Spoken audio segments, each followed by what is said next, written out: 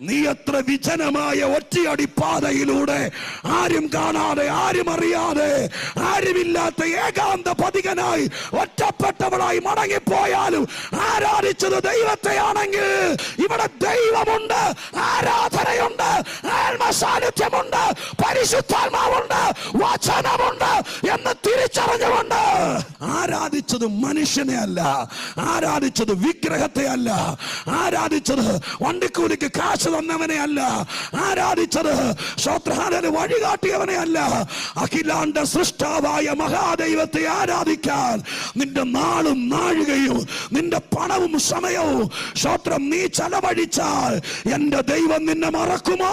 എന്റെ ദൈവം നിന്നെ കൈവിടുമോ? യേശുവിന്റെ നാമത്തിൽ ഇന്ന് പകൽക്കാലം ആരാധനയാണ് ലക്ഷ്യമെങ്കിൽ നിങ്ങളോട് ഞാൻ ആത്മാവിന്റെ വീര്യത്തോടെ പറയാം, മടക്കയാത്രയിൽ വിടുതലുണ്ട്.